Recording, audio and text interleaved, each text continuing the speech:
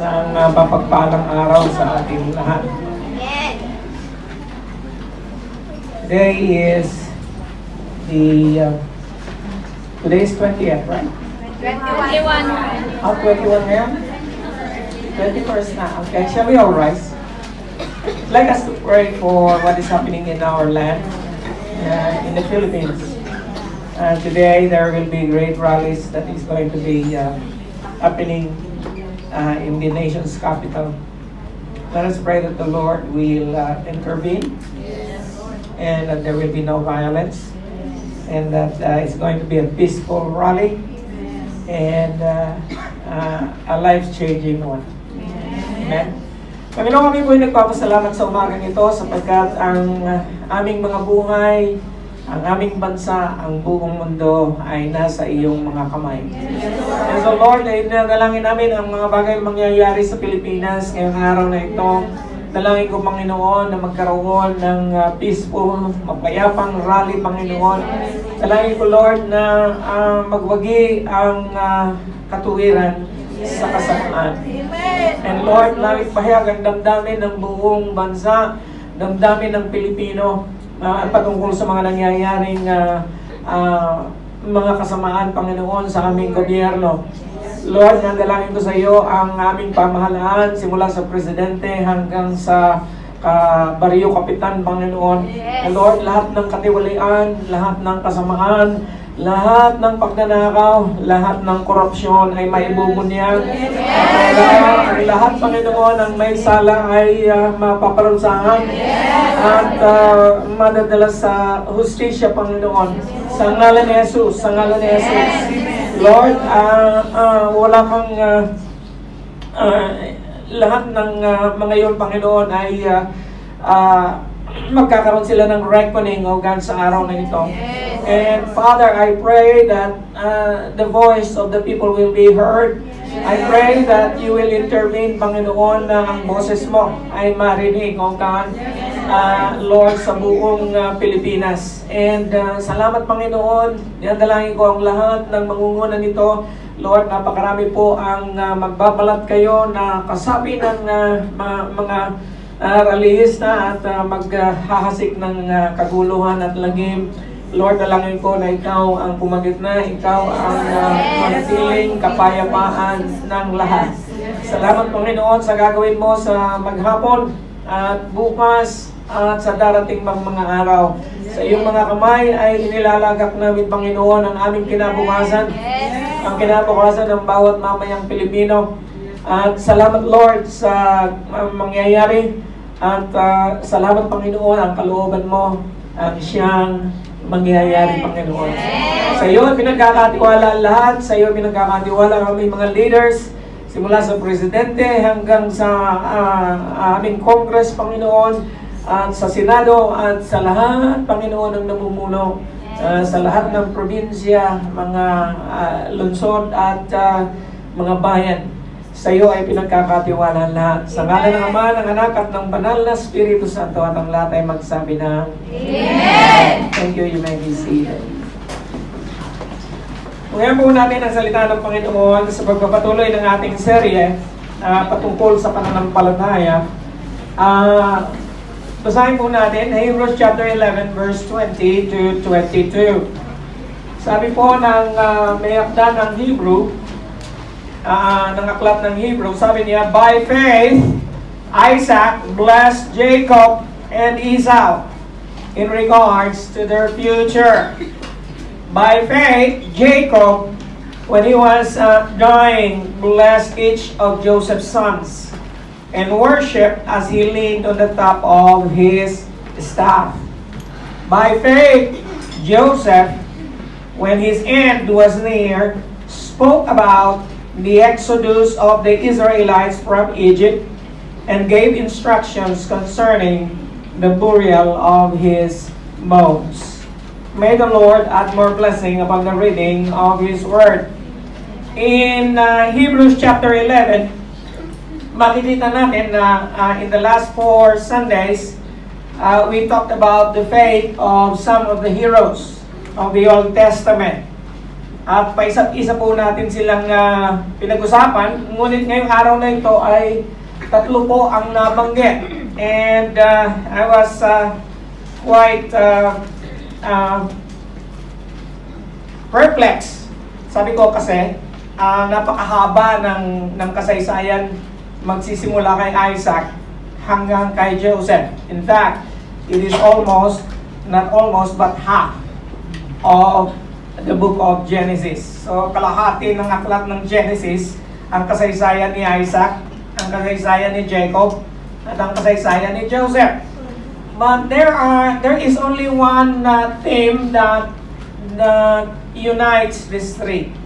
Meron pong isang theme na nag-unite sa tatlong characters na ito, at iyon ay unang-una sa lahat ng kanilang pananampalataya at ang kanilang ginawa nung sila ay malapit ng mamatay. Amen?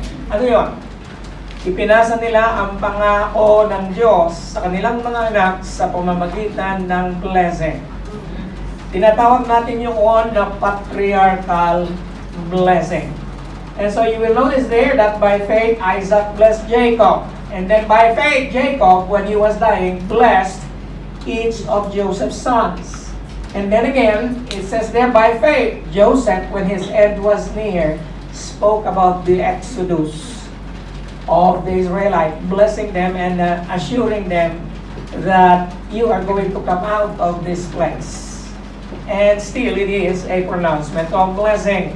And so, alam nyo, nung unang panahon, pagka you are going to bless, pagka malapit ka ng mamatay, and sana nga, ganun din ang mangyari sa atin, na pagka alam na natin na the end is near, that we are going to pronounce a prophetic blessing to the next generation.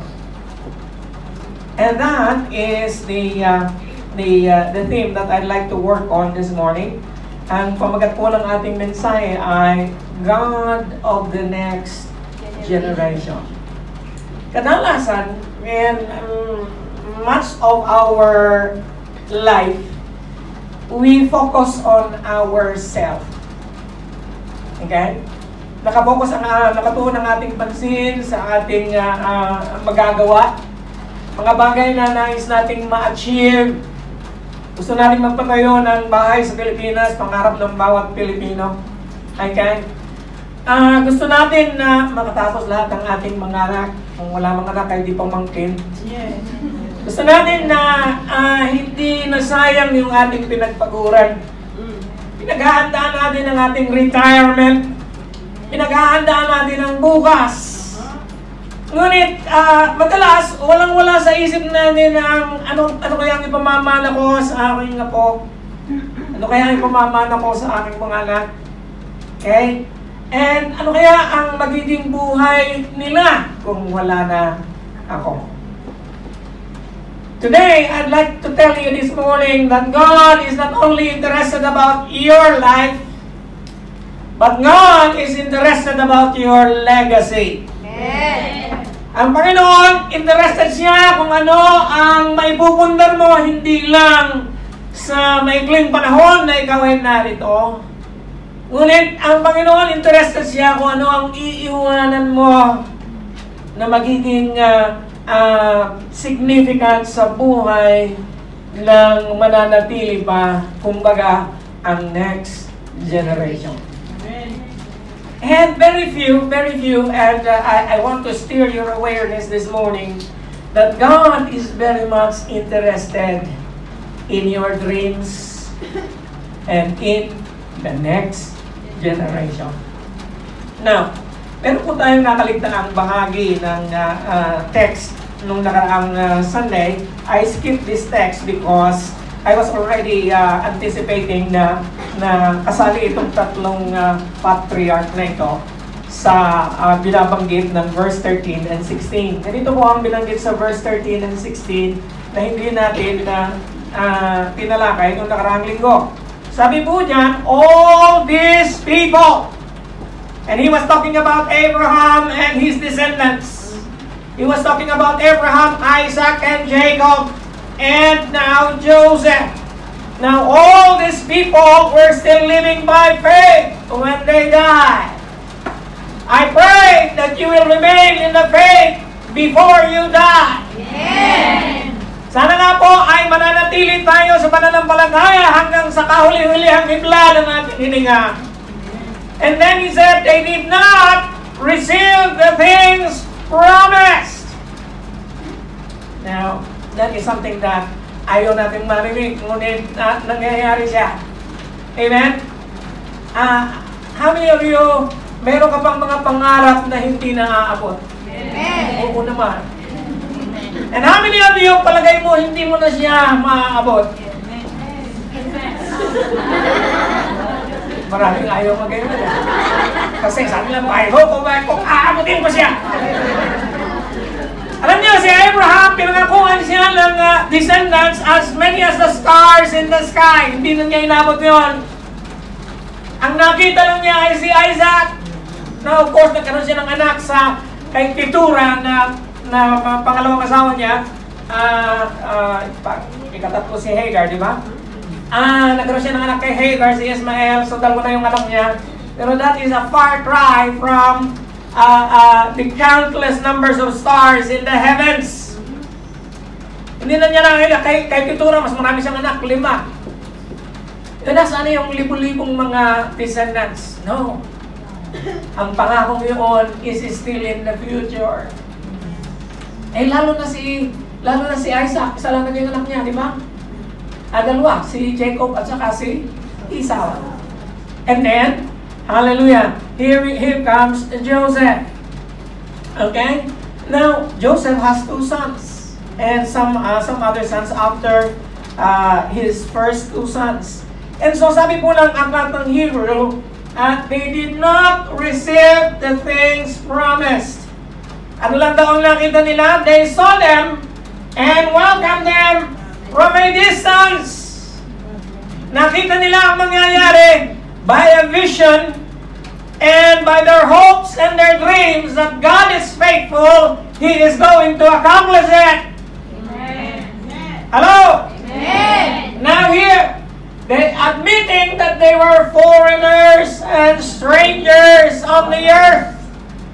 Kapatid, ikaw ay estranghero lamang dito sa lupa. Amen. Kaya nga, do not love the world or anything that is in the world. If you love the world, the love of the Father is not in you. Hallelujah. And so, mga kapatid, isipin po natin na tayo ay hindi na magtatagal dito sa lupa. Ano ka naman, Pastor? Nasa lupa ko eh. Okay. Hallelujah. But that is exactly what I am telling you. The many dreams that you have, some of them,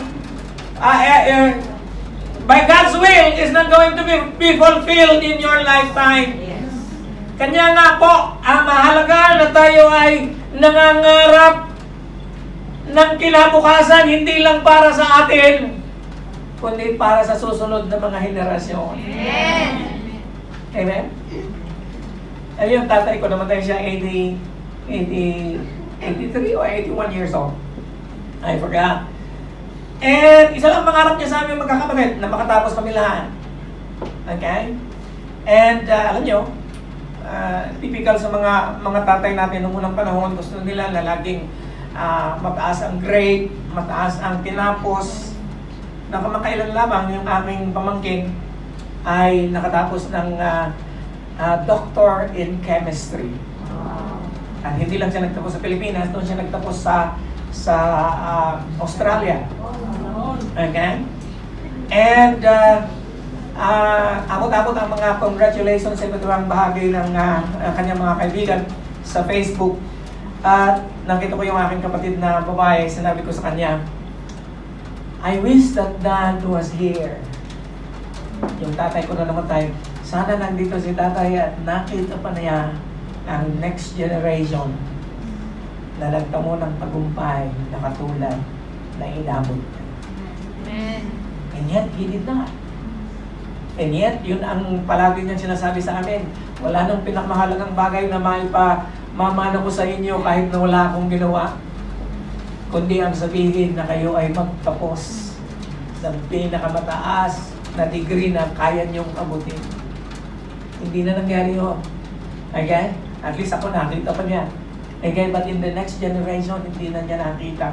And so, admitting that they were foreigners and strangers of the earth, people who say such things. Ang mga tao raw na nagsasabi ng katulad nito, show that they are looking for a country not their own. Hallelujah. Alam mo ba na kahit ano kaganda ng bahay na ipinatayo mo sa Pilipinas, pag wala ka na pag-aawayan niya ng mga anak mo. Kaya ibenta mo na. Kaya pagka napaaral mo na ang mga anak mo, at maayos na ang kalagayan nila, maliban na lang kung iisa ang anak mo. Isa lang ang anak mo, si John eh. Walang makikipag-away sa kanya. Okay? Hallelujah. And so, pagka malalaki na ang anak mo, at may mga pamilya na, at you know, habang buhay ka, benta mo yung bahay mo, at magrenta ka ng kaliit. Kunti na lang ang panahon. Mamamatay ka rin. Amen. Kesa sa pag-awayan lang ang iiwanan mo. Hello? Okay, if they have been thinking of the country they had left, they would have the opportunity to return. Isa lang ang gusto nyong balik-balikan, ang Hong Kong. Sabi dito, kung sila ay nag-iisip ng isang bayan na kanilang iniwanan, sana ay nagbalik sila sa Hong Kong.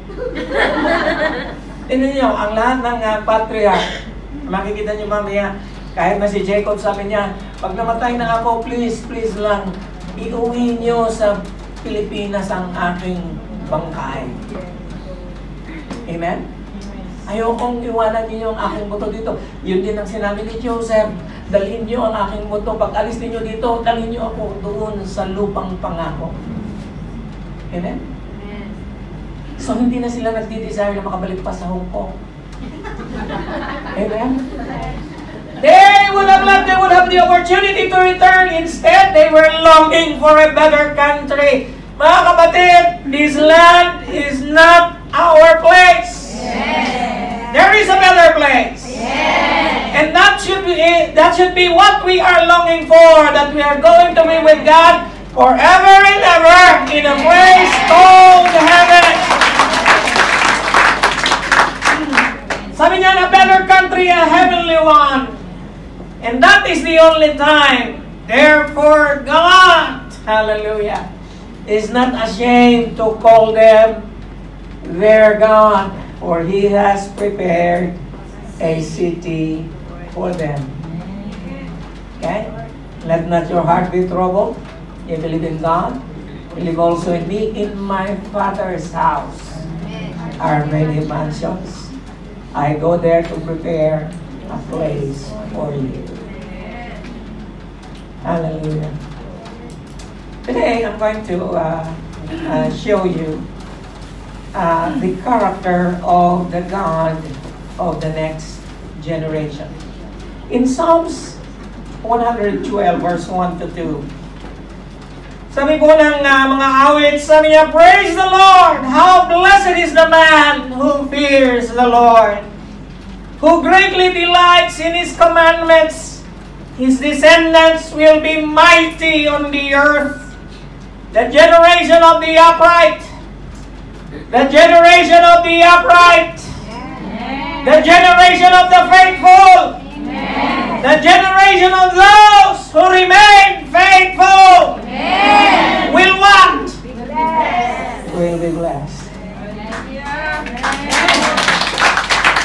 You want the generation next after you is going to be faithful, you need to set an example now. Amen? We have a responsibility, sabi po ni Christine Kane, whoever she is, we have a responsibility to carry the baton of faith to the next generation. Ano yung baton? Diba meron tayong tinatawag na sa relay? Yung relay manatakbo, marathon relay, may hawak-hawak silang maliit na stick. Pag na-reach nila yung certain point, ibibigay nila yung baton sa next runner. and then that runner will run. And then again, he will give it to another person. My friends, we have a responsibility to carry the baton of faith to the next generation. And so, while on our last breath, hallelujah, we will pass on the baton of the relay of life, sort of last will and testament. Hallelujah. In Psalms 103 and 30 verse 3, sabi doon, if you Lord will, not yet, okay. There are 3 things I want to share with you today about the God of the next generation. First, the God of the next generation ignores our imperfection. You and I are not perfect. Amen. In the same way that Jacob and Esau and all the others are not perfect. We are still being made perfect. We are still on the process of perfection. Although God has pronounced us perfect already in our position in Christ. Sa harap ng Diyos, perfect ka na, sanctified, okay? And yet, sabi rin ng Bible, you are being perfected over and over again. Patuloy kang nililinis ng Diyos, patuloy kanyang sinasanctify. And yet, for all intents and purposes this morning, God ignores our imperfection. So, paano ko nasabi yan? Nasamantalang ang verse ay nagsasabi, by faith. Sa pamamagitan ng pananampalataya, si Isaac na anak ni Abraham ay binless niya. Okay? Biniyayaan niya ang kanyang anak na si Jacob at sa Esau in regards to their future. And that is the tinatawag nating patriarchal blessing. Now, maikli lang sinabi ng author ng Hebrews, and yan ang kasaysayan ni Isaac at saka ni Esau at saka ni Jacob ay mahaba. Bakit kaputulan ang sinabi niya? Kasi ang pinatutungkulan niya ay mga Hudyo. Ang nagbabasa ng kanyang sinulat ay hindi Pilipino. Okay? Alam niyo, sa hermeneutics, dapat ay alamin mo kung sino ang audience. Sinong audience ang pinatutungkulan ng sumulat. Hindi po tayo ang pinatutungkulan ng sinulat. Niyapos lang natin ang kanilang isinulat sapagkat ang Diyos ni Abraham ay niyapos din natin bilang Diyos mo at ko. Amen? Hallelujah. And so, maikli lang ang sinabi niya. Pero ano yung sinabi niya? Okay. Ito po ang sinabi niya patungkol patungkol sana kay Esau, pero dinaya siya ni Jacob, di ba? Okay. Itong sinabi niya kay Jacob that was meant for Esau. This was the blessing. Okay? May God give you the dew of heaven. Sapagka sinabi na, may God give you the dew of heaven. Alam niyo sa Bible, especially patriarchal blessing, you will soon find out, pagka binasa mo yung mga patriarchal blessing in the Old Testament, lagi siyang figure of speech. Okay? Metaphor ba? Nag-aaral ba kayo ng mga figure of speech nung kayo nasa high school? O absent ka nung sinabi yung figure of speech? Sabi niya, may God give you the dew of heaven. Pag sinabing dew of heaven, matabang lupa.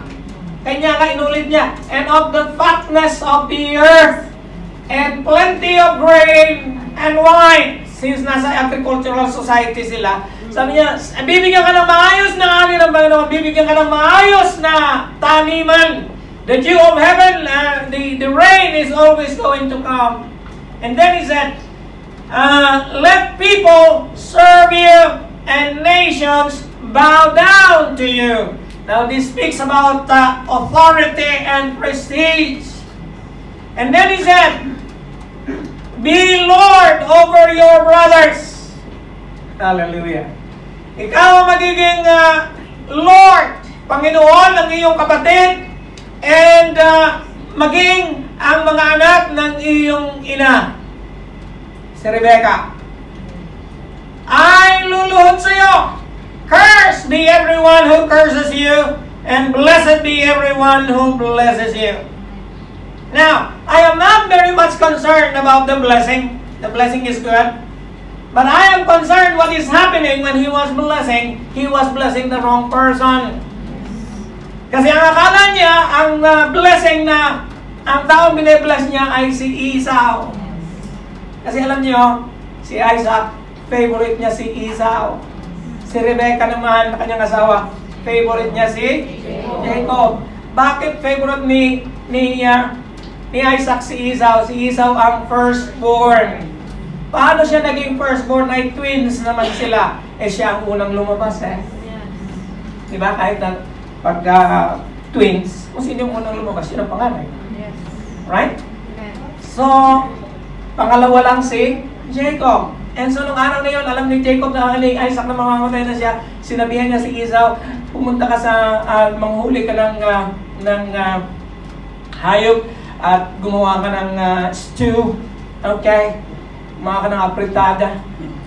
And ihayin mo siya sa akin at kakainin ko siya. And before I am going to bless you, umayo si Esau. Si Jacob naman, yung nanay niya, nakikinig pala. Nag-i-eavesdrop. Doon sa pintuan, narinig niya na i-bless na si Esau. Now, alam niyo, noong unang panahon, makapangyarihan ng patriarchal blessing. Kung anong sinabi nung ninuno, yun ang susundin. And so, Rebecca is quite a scheming woman, you know. See, this is a very dysfunctional family. Hindi nyo malaman, kahit dysfunctional ang family mo, basta kilala mo siya, nakikita mo ang pagpapala ng Diyos. Yes. Hello? Ulit-ulit namin sinasabi yan ni Sister Leonor, ang family namin hindi perfect, and yet, in spite of the dysfunctionality, meron kami tinatawag na black sheep of the family. And yet, makikita mo yung hand of God, kasi nga, napakahalaga ng pananampalataya mo sa pamilya. Okay? Kasi ang pangako ng Diyos is going to save you and your family. Kaya dahil magpakatotoo ka na. Ikaw lang sa iyo nakasalalay ang kinabukasan ng buong pamilya. Lalong-lalo na kung hindi pa nananampalataya yung iba. Abay, palakpak naman dyan. Mahirap kaya magpaliwanag.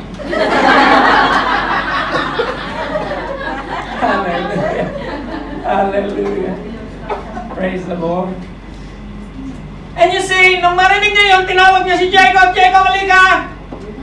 Uunahan natin ang kapatid mo! Alam mo, nagreklamo pa si Jacob, sabi niya, paano kung kilala ng amo ko ang boses ni Esau? At saka ako, hindi ako mabalahibo siya. Sabi niya, ako ang bahala doon, basta't magluto ka. Maayos si Jacob magluto. Naalala mo? Yung bango pa lang ng niluto niya, pagdating ni Esau, the day before that, naamoy niya yung sarap ng kanyang binagoongang... Okay?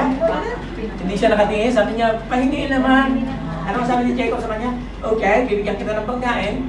Basta ibigay mo sa akin ang iyong pagiging panganay. Pagka kumain ka nito, hindi ka na panganay. Ako na ang panganay. How foolish is that? And then, ano sabi ni Esau? Foolish din. Ano ang halaga sa akin ang pagiging panganay kung ako ay mamamatay sa gutom? Akin na yan! Kain. In that instant, hindi na siya panganay. Minsan, napaka-cheap natin sa Panginoon. Hindi natin pinagpapahalagahan yung mga karanasan natin sa Kanya.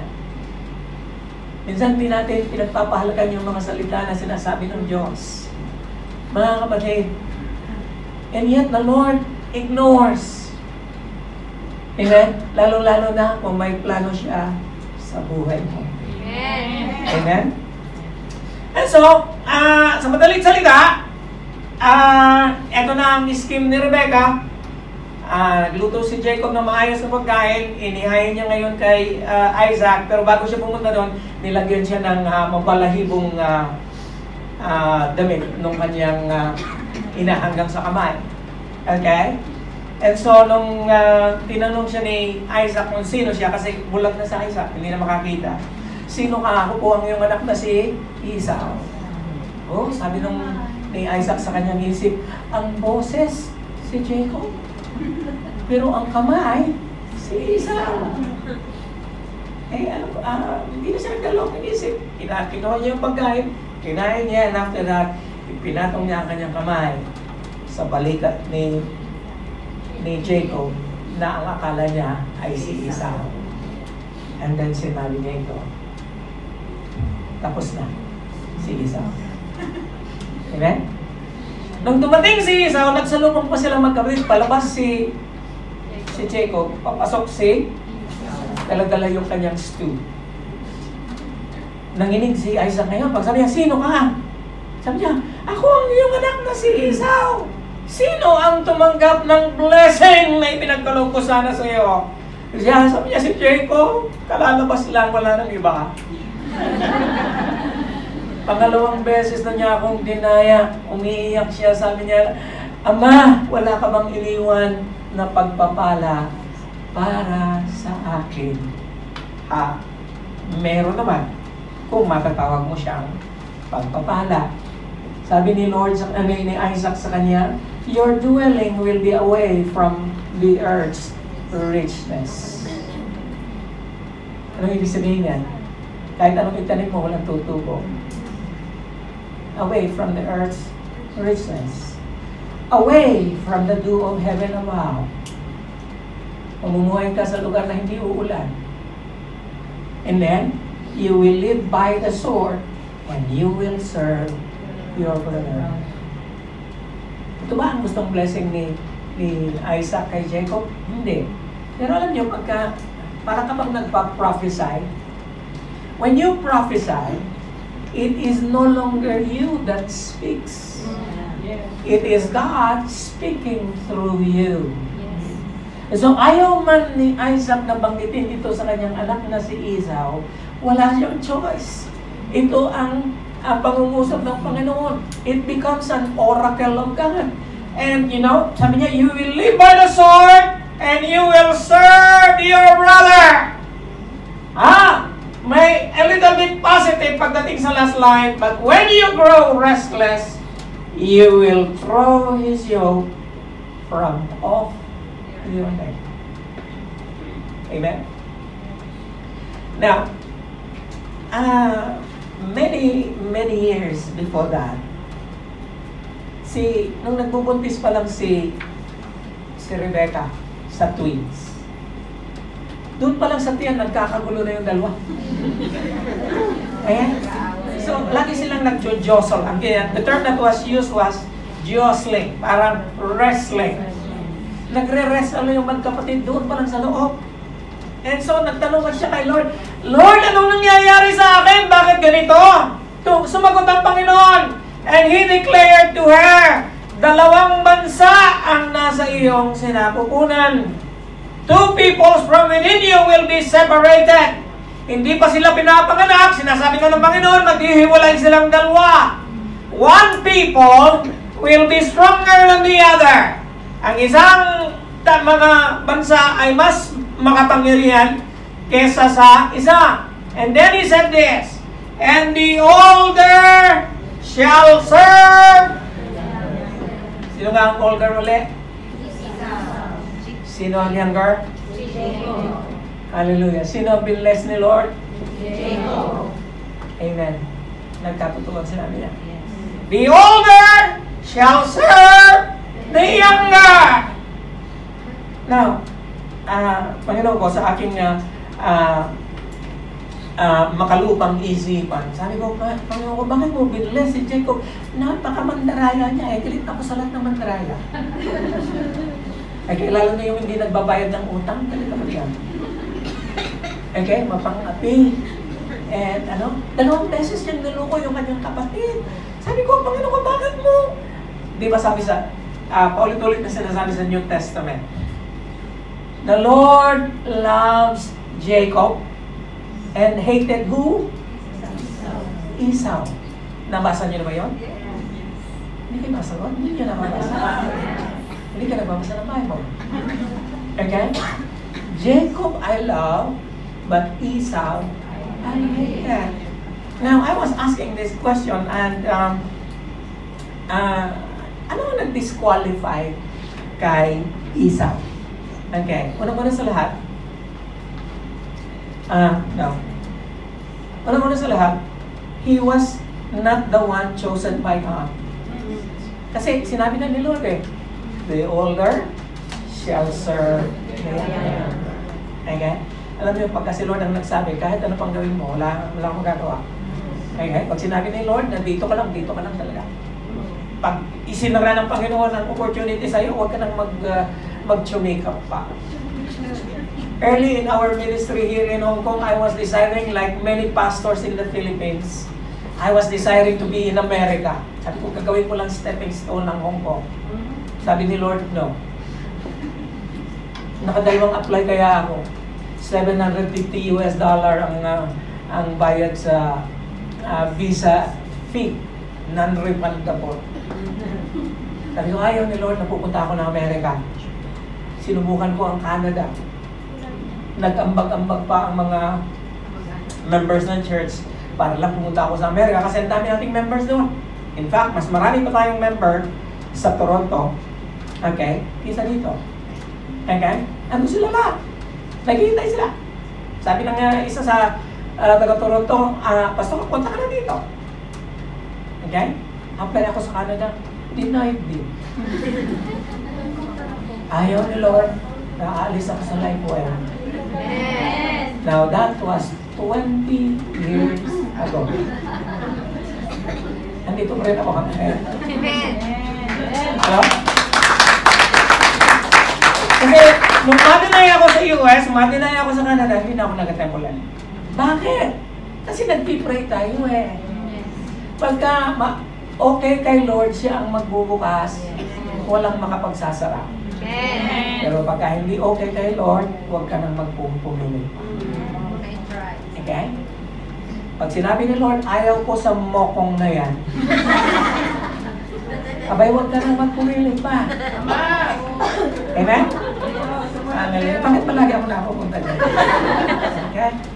So, first and foremost, it was not the one chosen by God. Number 2 is because he despised his birthright. And the Lord saw that, na hindi niya pinagpapahalagahan yung mga bagay na ipinagkakaloob sa kanya ng Panginoon.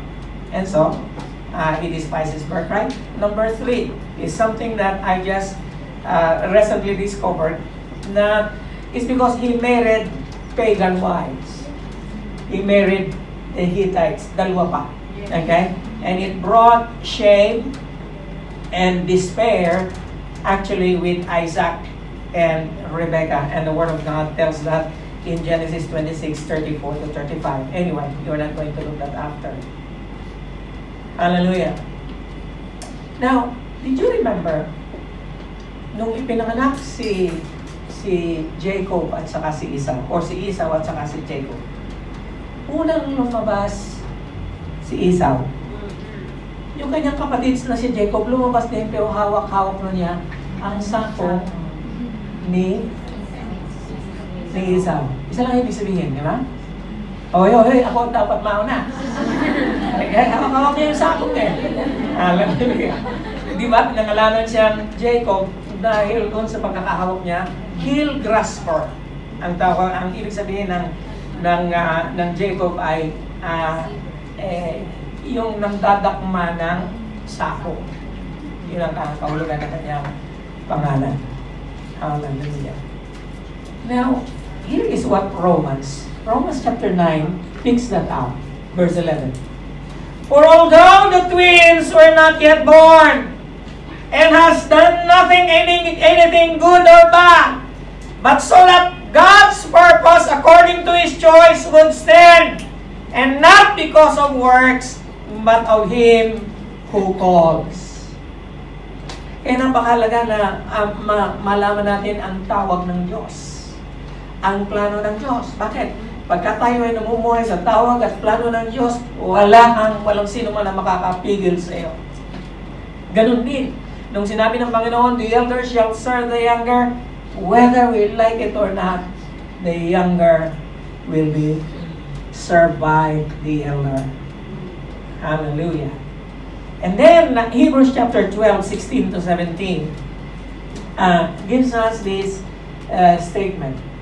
Lest there be any fornicator and profane person as Esau. Bakit tinawag si Esau na fornicator? It's because he married a pagan woman. Okay? Two of them.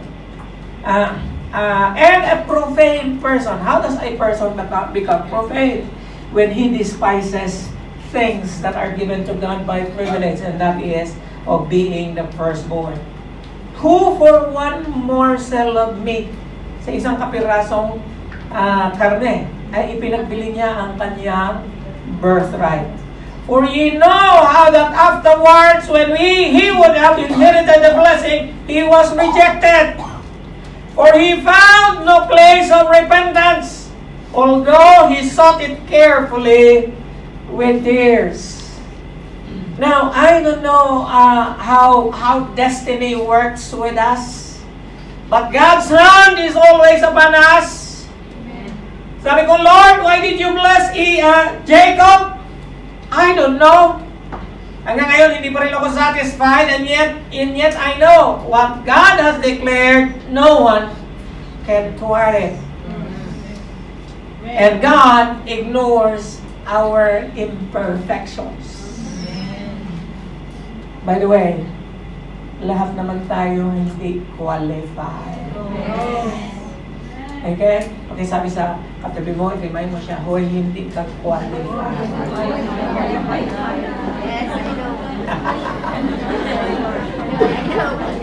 Walang magsasabi niyan sa inyo, ako lang. Sa katotohanan ng kapatid, lahat tayo hindi qualified, kahit ng inyong speaker hindi qualified. Kaya nga, ang ating kaligtasan is by grace. Sa pamamagitan ng pananampalataya. We are qualified because of Jesus. Amen. Amen? Amen. And so that becomes clear to me. Sabi ko, Lord, kahit si Jacob, kahit si Esau, kahit si Isaac, kahit si Rebecca, dysfunctional silang lahat. Baluktot sila. And yet, in spite of the kaguluhan sa pamilya, God's plan and purpose remains. Amen. Go ahead, give the Lord. Sa totoo lang, ang gising ganito, ang gulo ng pamilya nito. Akalain mo, lulukuhin mo yung asawa mo? Susuway ka sa kagustuhan niya? Yung anak naman, sige na, ma. Sama ako sa'yo, ma. Okay? Bandaraya. At yung isa naman, tanga. Hello? Amen?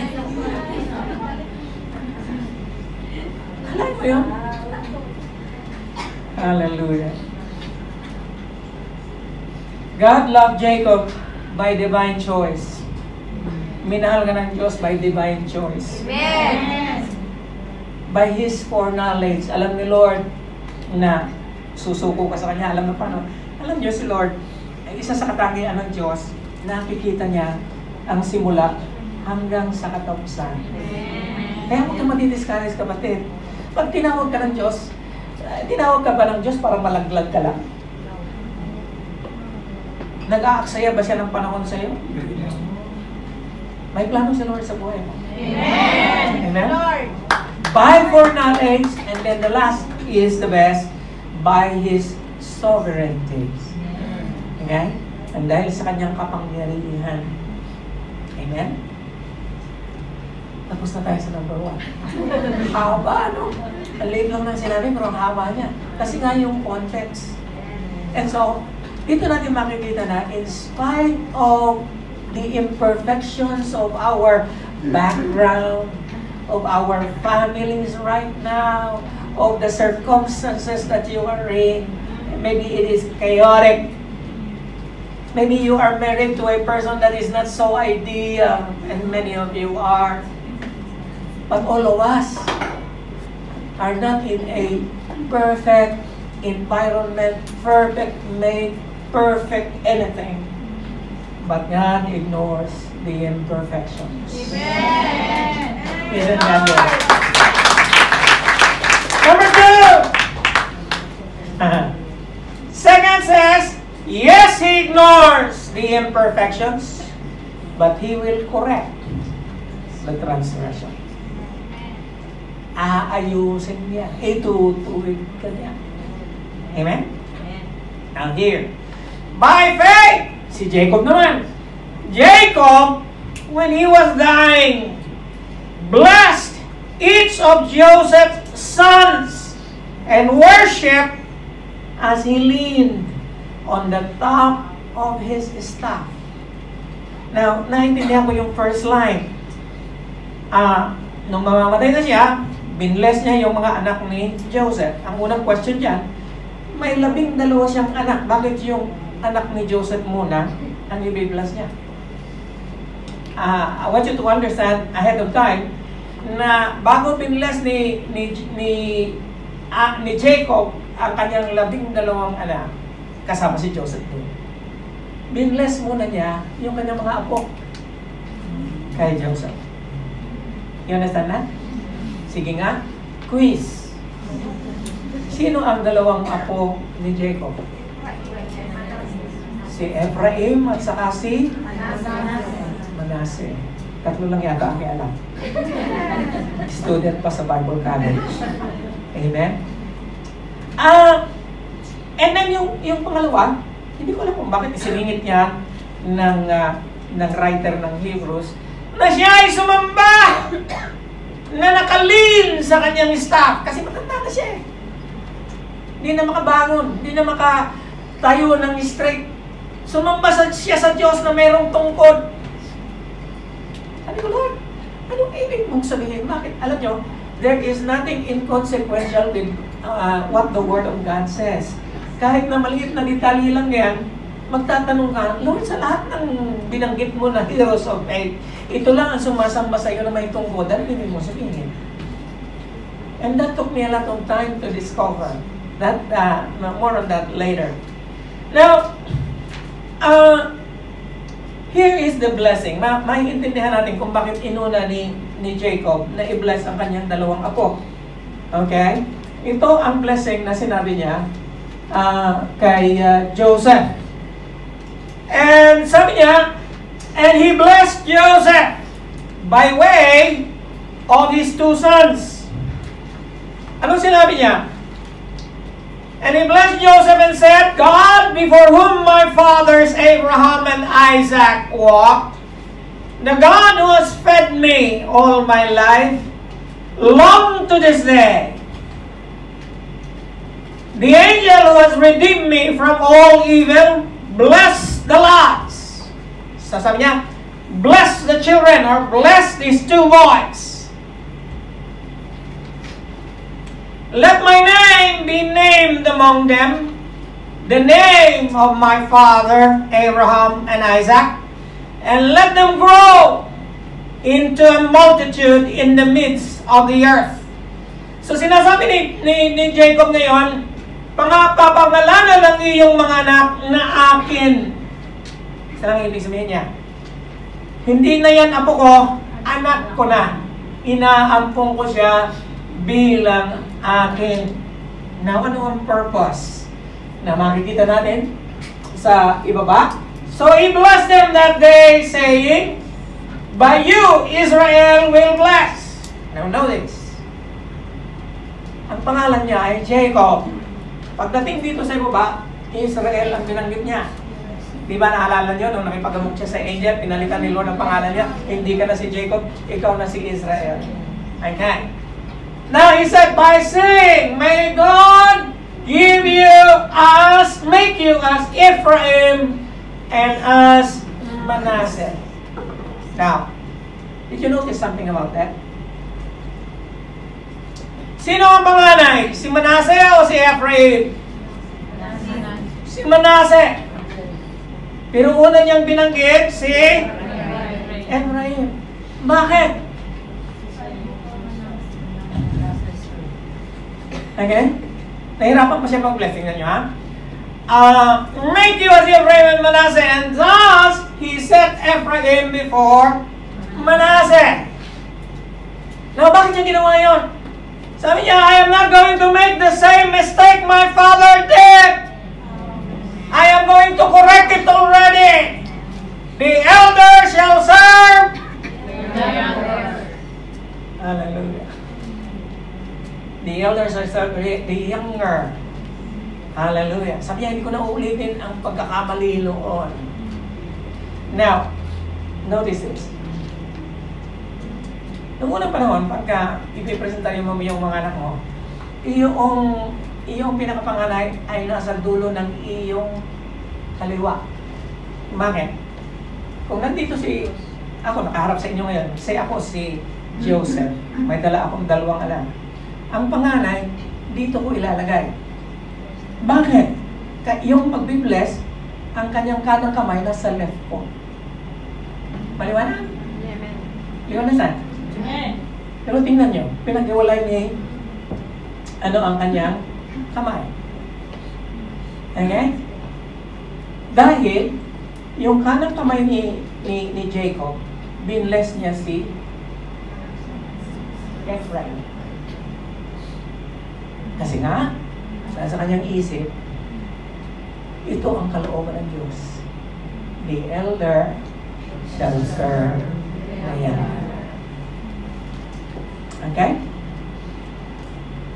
Now, sabi niya, sa pagpapatuloy ng kanyang and now your 2 sons, Ephraim and Manasseh, who were born to you in the land of Egypt before I came to you in Egypt, are mine. As Reuben and Simeon, they shall be mine. Now, here is something that I discovered.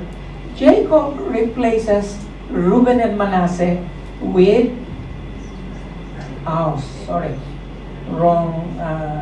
Reuben and Simeon, not Manasseh, but with Ephraim and Manasseh as firstborn and second sons. You remember that the firstborn of Jacob is Reuben. Okay? Ang panganay ni Jacob in the 12 tribes of Israel is Reuben. Ang second-born niya ay si Simeon. Mali yung nilagay dyan Manasseh. So, si Simeon. Now, napakahalaga ng firstborn at saka second-born. Katulad na niya ng prime minister at saka yung deputy prime minister or whatever, or president and then vice president. Pag namatay yung president, yung vice president ang papalit. Diba? And sa paghahati-hati ng inheritance, laging 2 portion ang firstborn. So kung isang hektarya kayo, yung panganay, 2 hektarya. Maliwanag? Maliwanag? Kaya mahalaga kung firstborn ka. Ngayon, bakit pinalitan ni Jacob si Reuben at saka si Simeon bilang kanyang firstborn at secondborn? Okay? And this is something that you have never heard until now. Now, bakit niya pinalitan? Kasi may kasalanan si Reuben at saka si Simeon na kinukorek ngayon ni Jacob. Now, remember this. God ignores our imperfections, but there is always a consequence. And marami sa atin, nag-aali tayo ng consequence sa mga maling desisyon na ginawa natin in the past. And all of us do. Somehow, in one way or another, we reap the consequence of what we did. So, anong kasalanan ni Reuben? Ang kasalanan ni Reuben, binanggit ni Jacob sa kanyang blessing. Sa kanyang last word kay Reuben, ganito ang kanyang sinabi. Ang uncontrolled as the waters, hindi mapigilan katulad ng mga bakis, you will no longer excel. Ikaw sana ang firstborn, hindi ka na mag-i-excel among your brothers. Why? because you went up to your father's bed. Oh. Okay? Figure of speech. Pero pagbasa mo pa lang, alam mo na ang sinabi. Umakyat ka sa higaan ko ng iyong ama. Ngayon sabihin, hindi mo lang gets? Ang hina ng inyong pakiramdam. Okay? And onto my couch and defiled it. Nirumihan mo ang aking, okay, hindi ka pakpay ng clue. Nirumihan mo ang aking marriage bed. Ngayon, clear na kasi nabanggit yung marriage. Di ba? Pero, metaphor pa rin siya. Bakit nagkatotoo ito? Anong ginawa ni Reuben? Nung namatay si Rachel, sinipingan ni Reuben yung kanyang concubine na si Bilhah. Ay buhay pa yung ama. And sabi ni Jacob sa kanya, hindi ko nakakalimutan ang ginawa mo. You are no longer going to be my firstborn. My firstborn now is going to be Ephraim. Sa lahat ng magkakapatid, sino ang pinaka-bless? Si Joseph. Bakit? Meron na siyang inheritance na kanya. Meron yung dalawang anak niya, magkakaroon pa ng inheritance. Okay? So kung tagi-isang hektarya, 3 hektarya na yung kanila. Anong gusto mo? 1 hektarya, 3? 3! Yung ba naman sabi, kahit nga isa lang akin, okay na ako. Pero mas mainam kung may 3 ka. And it is because God is just. He is always going to correct our transgression. Kaya akala mo, may pass ka na kasi sabi ko kanina, God ignores imperfection. Yes, He does.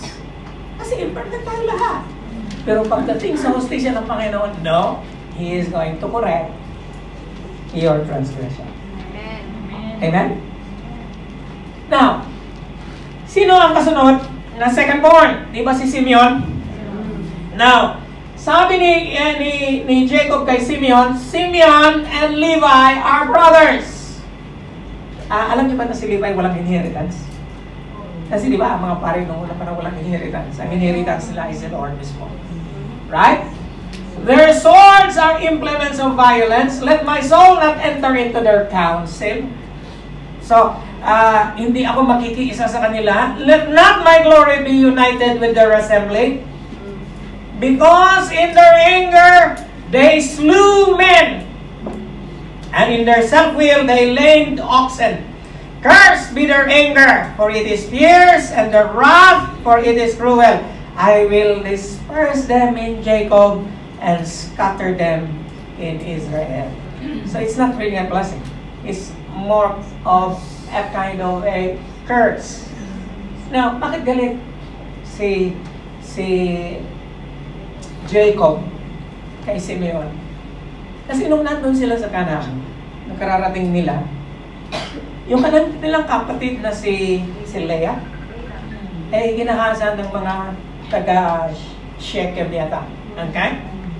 Ngayon, ginahasan ng prince ng Shechem. Nagkagusto yung prince ng Shechem doon sa kanilang kapatid na babae, pinuwersang kinuha. Ngayon, nung makarealize siya, di galit na galit yung magkakapatid.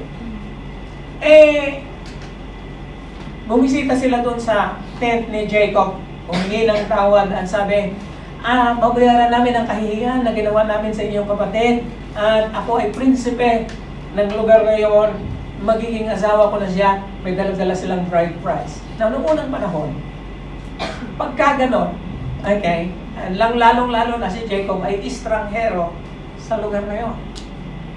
Dapat sana ay makipag-ayos. Nakipag-ayos si Jacob, pero masama ang ginawa ni Simeon. Nagdala siya ng napakaraming army na isang kawan ng mga mandirigma at sinalakay nila yung tent ng mga gumawa ng masama sa kanilang kapatid. Pinatay nilang lahat. And kalunos-lunos ang ginawa nila sa lugar na yon. Galit na galit si Jacob sapagkat hindi nagpaalam ang dalawang magkapatid. Amen? Now, sa ating justice system ngayon, siguro sasabihin mo, gabara. Okay? Pero sa justice system noon, hindi. Okay? Hello? Yes. Ikinig pa ba rin sa akin? Yes. Now, here is something I want to tell you. Jacob cannot tolerate that. What Reuben did, what Simeon did, and what Levi did. Because, sabi ni John Wesley, what this generation will tolerate, the next generation will embrace. Amen? Kaya, sasabihin niyo, tatanong niyo sa akin, Pastor, sang-ayon ka ba sa magrarally ngayon? Sang-ayon ako. Yes.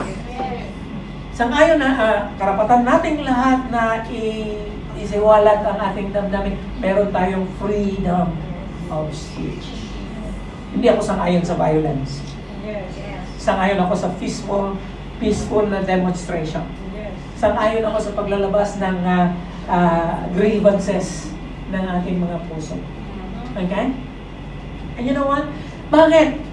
Kung hindi tayo iimik ngayon, ang susunod na generation, ang kawalang-ang ginagawa ng mga tao ngayon, yayapusin ng susunod na generation. Hallelujah. Pagka tinotolerate mo ang iyong anak, magsasuffer ang next generation.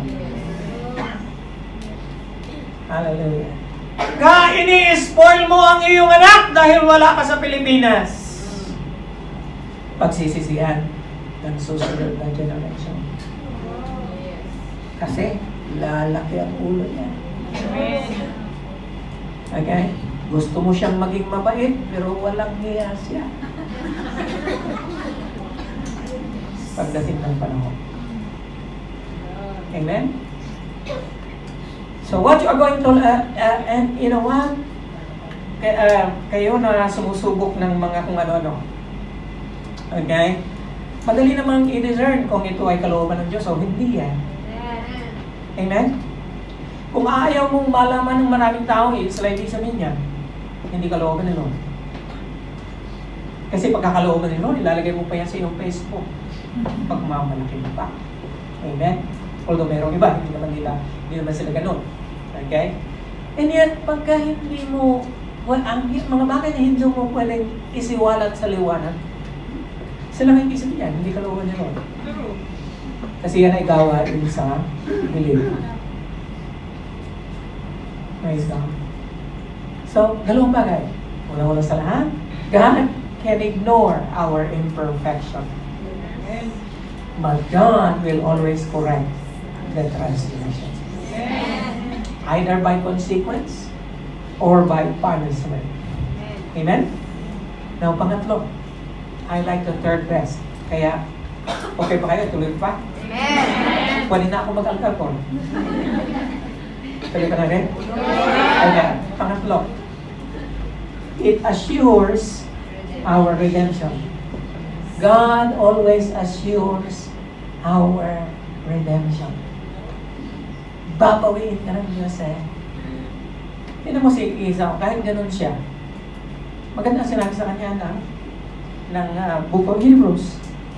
Sabi ng Book of Hebrews, he is blessed alongside Jacob. And he became a nation. And you know what? I appreciated Esau. 2 beses siyang niloko ng kanyang kapatid. Nung magkita sila, niyapos pa niya. Amen? Nakipag-reconcile siya. Kaya huwag kang masama ang damdamin kay Esau. Sa totoo lang, Esau ka rin. True or false? True. Eh, lahat tayo. May pagka-Esau tayo. May pagka-Jacob tayo. Hallelujah. Amen? At least, pinatawa niya yung kanyang kapatid. Naiyapos niya. Ayaw niyang tanggapin yung mga gifts ni Esau. Sabi niya, the Lord has blessed me as well. Bakit ka magbibigay sa akin? Pinagpala din ako ng Panginoon. Hello? Amen. My friends, kaya huwag kang masyadong judgmental. Okay? Kasi napakarami sa atin bulag sa sarili nating kapansanan. Tayo rin ay Esau. Tayo rin ay Jacob. Amen? And yet, even if we suffer consequences in life, there is good news. And the good news is this one. God assures redemption. Sa panahon na ngayon ni Joseph. By faith, Joseph, when his end was near, spoke about the Exodus. Kaya nga yung sunod na aklat, Exodus, di ba? Because in the Old Testament times, the word Exodus is going out. Okay? Freedom. Exodus of the Israelites from Egypt and gave instruction concerning his bones. Now,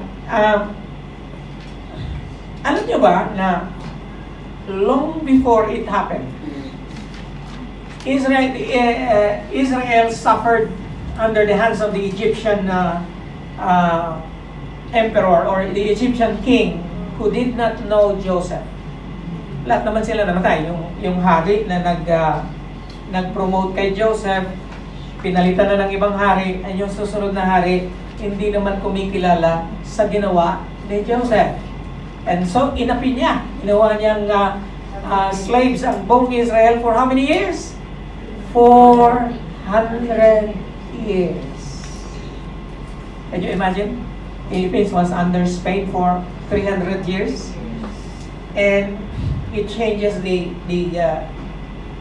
not only the landscape, it changes the culture of the Filipino. Kaya na ang kultura natin mas sa mga Spaniards. And yet Israel, before they suffered that, sinabi na ni Lord kay Abraham. Di ba? Si Abraham, bago na nandyan si Isaac, si Abraham muna. And then, bago nandyan si Jacob, si Isaac muna, si Abraham. Now here is the background of that. In Genesis chapter 15, verse 13 to 14. Sabi ni Lord kay Abraham, know for certain, okay? Alamin mo na may kasiguruhan that for 400 years, your descendants will be a stranger in a country not their own. He didn't even mention Egypt. Ang iyong mga descendants ay magiging estranghero sa isang bayan na hindi sa kanila, and not they will be enslaved and mistreated there. But I will punish the nation they serve as slaves, and afterwards they will come out with great possessions. Now, I want you to appreciate the scope of how God sees the future. Can you imagine 400 years from the time that Joseph died and the Israelites were enslaved, and that prompted the coming of Moses. Right? So bago si Moses, si Joseph muna. And can you imagine the time between Joseph and Jacob and Isaac and Abraham? Hindi pa pinanganganak si Isaac. Sinabi na ni Lord kay Abraham, ang iyong mga descendants, wala pa siyang anak. Can you imagine that? Sinasabi na ng Panginoon, mayroon kang descendant. In fact, your descendants are going to be enslaved in a foreign land for 400 years. Do you see how God can see the future beyond the scope of our imagination? Beyond what you can see. Ang nakikita mo, katiting lang. Okay? Di-discourage ka na kaagad, katiting pa lang yung nakikita mo. Ano kung nakita mo yung buong misko? Nakaka-discourage siya, di ba? Hindi mo naman lahat na nangyari sa Israel is maglululuntad sa Panginoon sa tuwa. Hindi, nakakalungkot. Yes. Mas maraming kapalpakan ang ginawa ng Israel kaysa sa mabuti. And yet, God already promised redemption long before that. Go ahead, Peter.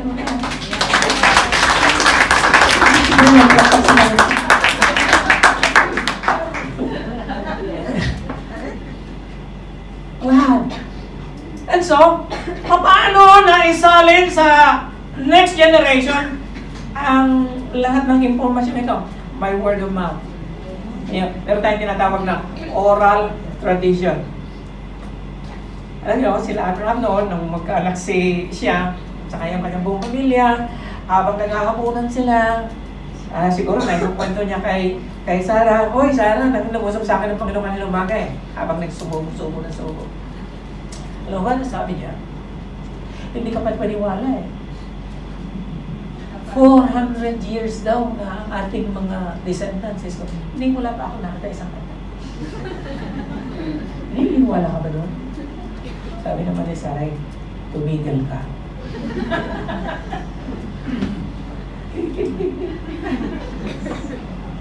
And then, susunod na panahon ulit, naaalala nila yon. Hanggang sa ipinanganak si Isaac.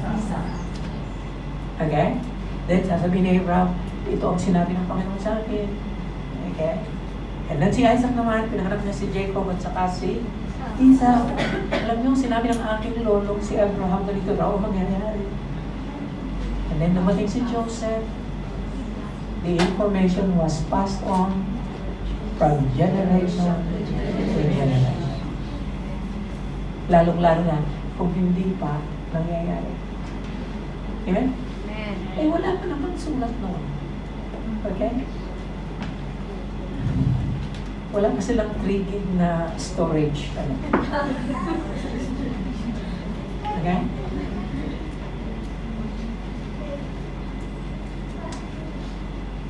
Sabi ni Joseph sa kanyang mga kapatid, "I'm going to die soon. But God will certainly provide for you, bring you up from this land to the land that He promised, with an oath to give to Abraham, Isaac, and Jacob." So Joseph made all of Israel's other children make this promise, because God is certainly going to take care of you. You are to carry my bones up from here. Now, I was asking the Lord, bakit kailangan pa i-transfer yung bones? Hirap kaya na magbuhat ng bones. Hello? Meron pa akong isang promise na hindi ko natutupad eh. Yung nanay ko nilibing sa lupain ng kanyang mga ninuno, ng aking mga lolo. Eh, si tatay nilibing ang gara ng libingan ni tatay. Kasi nung namatay si nanay, medyo hirap pa kami. Nung inilibing si tatay, apay ang gara ng libingan. Kasi memorial home. Ayan, nilagay na, palagay sa akin damdamin na ililipat ko si nanay doon sa lugar ng tatay para magkasama sila. Para pagdating ng resurrection, sabay sila. Okay? Diba? Yes. Okay. And so, ito rin bakit kailangan pa niya sabihin? Ang gara na ng libingan ni Joseph sa Egypt, nakalagay siya sa sarcophagus. Okay? Nakalagay siya sa isang templo doon. Ay, yun siguro ang ayaw niya. Inilagay siya sa templo ng hindi Diyos ni Abraham. You understand? Sabi niya, promise ba? Promise. Dalahin ninyo ako. Libing niyo ako sa Pilipinas. Okay? Now, I was just thinking, paano kaya nila ginawa? Nilagay niya sa backpack. yung mga kalansay. At buhat-buhat nila na gano'n. Hindi eh. Na may nakita ko sa internet, ganito pala. Ay, yung buong ataon. Now, kaya mong buhatin yan for 40 years? 40 taon na nagpa-ikot-ikot sila doon sa wilderness hanggang makarating sila doon sa land of Canaan. Ang naka-assign 4, magbubuhat. Eh, araw-araw mong dadalhin. Panginoon ko. Amen? Now, I want you to notice the faith of the people back then. Now, ano ibig sabihin ni Joseph nung sinabi niya yan? And by the way, isang bagay pa, ang ipinagtatapa ko, nung namatay si Jacob, inuwi din nila yung bones ni Jacob. And they did not travel for 40 years. Alam nila kung saan pupunta ng Canaan. Kaya lang yung bagong generation, hindi na nila alam. And at dahil din sa kanilang rebellion, nagpaikot-ikot sila doon. Niligaw sila ng Panginoon. You understand? Totoo ba na niligaw sila ng Panginoon? Maybe because, bakit? Pwedeng sabihin ni Lord, okay, gagawa ako ng apoy from here to there. Sundin nyo lang. Hindi naman ganun ang nangyari. Bakit sila pinahirapan ng Panginoon sa wilderness? Kasi katulad ng marami sa atin, hindi na natuto. Amen. Hanggang hindi ka natututo, walang breakthrough. Amen. Marami sa inyo matagal na sa church. Ganun pa rin, hindi natututo. Hello? Amen. Eh, paano ka magkakaroon ng breakthrough sa buhay?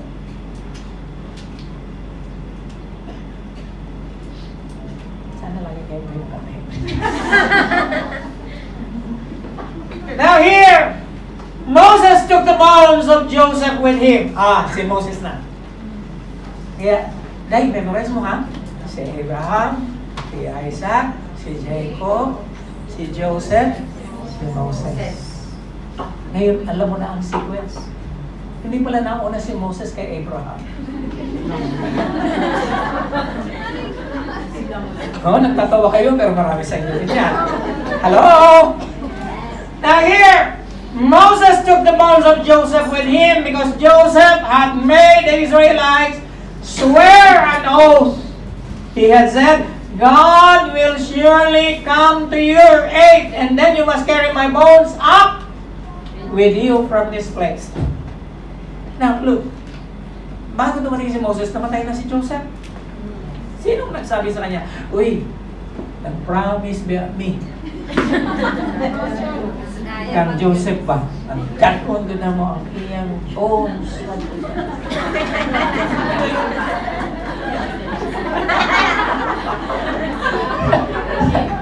Si Moses he's just new in the scene, and yet he respected the covenant that was made, and so he broke.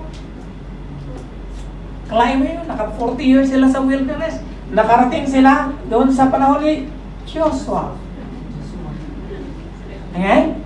Sa panahon ni Joshua and Joseph's bones, which the Israelites have brought up from Egypt, were buried at Shechem, the same place in the tract of land where Jacob bought for 100 pieces of silver from the sons of Hamor, the father of Shechem. This became the inheritance of Joseph's descendants.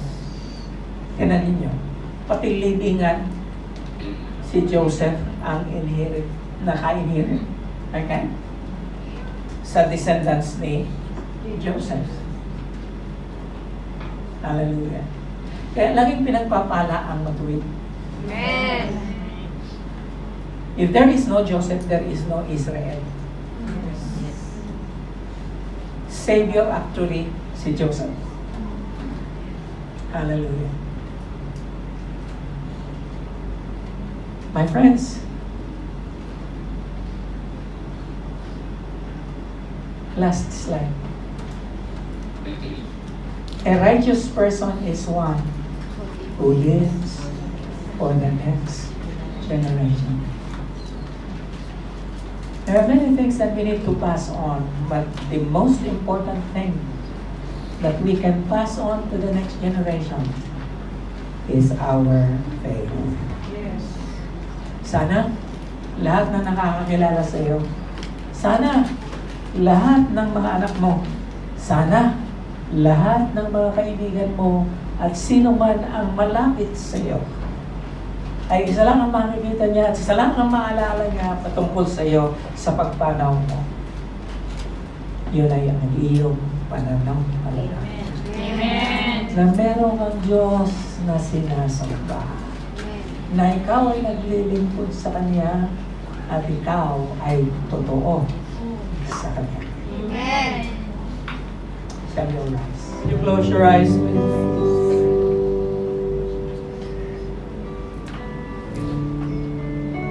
Shall we pause for a moment?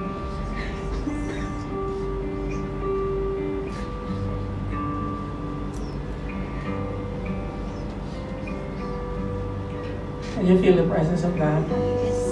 God is here.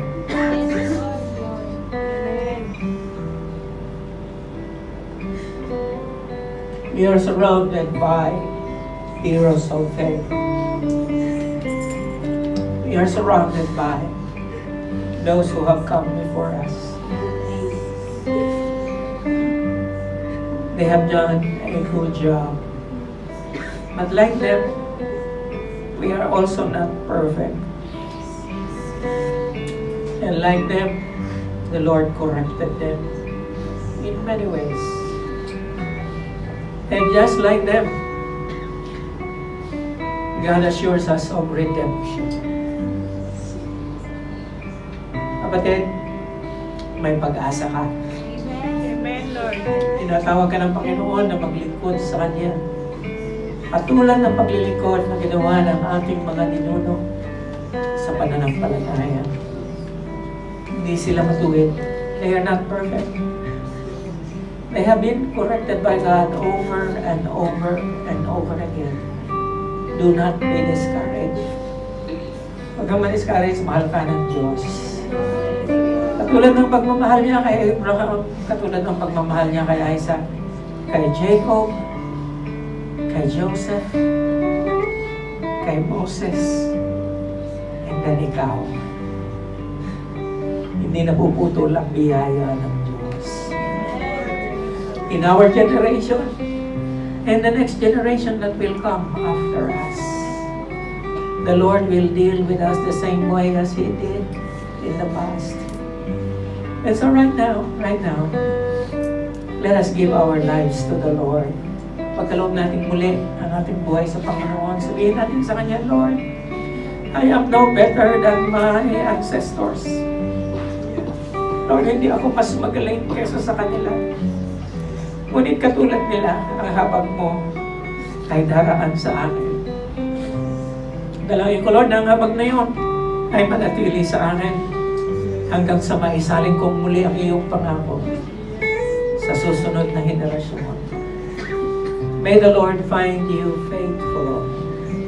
I want to pray this morning. If you desire to be faithful with the Lord, would you raise your hands? Would you promise Him? Would you tell Him, Lord, I will. Like my ancestors, I will put my life in your hands. Kung ikaw ay narito sa kauna-unahang pagkakataon, kapatid, nais mong mahalin ang Diyos ni Abraham, ang Diyos ni Jacob, ang Diyos ni Isaac, ni Jacob, ni Joseph, ni Moses, at ang sumusunod pang henerasyon. Kapatid, nasa panahon na ikaw, tinatawag ka ng Diyos. Huwag kang mahihiya, huwag kang matatakot. Katulad mo lang kami. And so, habang pananalangin ako ngayon, itaas mo ang kamay mo bilang pagtanda, bilang tanda ng pagsuko sa Panginoon. Sabihin mo sa Kanya, Lord, I will love you as well. I will obey you as well. I will honor you as well. Just as my ancestors did, I will be faithful. I will be faithful. I will honor you. I will bless you. I will serve you. Tayo po ay manalangin. Tayong lahat. Ikaw na nagtaas ng kamay, sumunod ka sa aking manalangin. Sabihin mo, Lord, salamat po. Salamat sa mensahe na aking narinig. Lord, dakila ka sa iyong mga pangako. Lord, kamangha-mangha ang aming mga narinig. Kamangha-mangha ang pananampalataya ng aming mga ninuno noon. Lord, pakiramdam namin ay katiting lamang ang aming pananampalataya sa iyo. Lord, katulad nila. Lord, katulad nila. We are, Lord, broken. Our families are broken. Our relationships are broken. Lord, even our lives are broken. But you are the God that brings us together. You are God. You are God. You are Lord. Panginoon, hindi ka na nagulat na ganito kami. Lord, ikaw ay hindi nagulat na kami ay makasalanan. Ngunit salamat sa iyong habag, kami ay narito. Salamat, Panginoon, dahil mahal mo kami, tinipon mo kami ngayon. Lord, dalangin ko na matagpuan mo kami na nagtitiwala, nagiging matapat sa iyo. Salamat sa correction. Salamat sa pagtutuwid mo sa amin. Sa iyo, pinagkakatiwala ang aming mga buhay hanggang sa darating na panahon. Lord, darating ang panahon, katulad ng aming mga ninuno, kami ay papanaw. Lord, salamat po ang maiiwanan namin sa susunod na henerasyon. At yun ay ang pananampalataya na amin ang natanggap. O God, naway matapuan ng marami, naway mapag-alaman ng marami na kami ay naniniwala sa iisang Diyos ni Abraham, ni Isaac, ni Jacob, ni Joseph. Hallelujah, ni Moses. Sa iyo, pinagkakatiwala ang aming mga buhay, ang aming pamilya. Lord, gamitin mo kami, Lord, na maging instrumento ng iyong kadakilaan. Gamitin mo kami ng instrument ng iyong pagpapala. Sa iyo, ipinagkakatiwala ang aming mga buhay. Manalangin, Panginoon, salamat, Lord. Salamat, Panginoon, sa isa na namang araw na ginawa mo sa amin.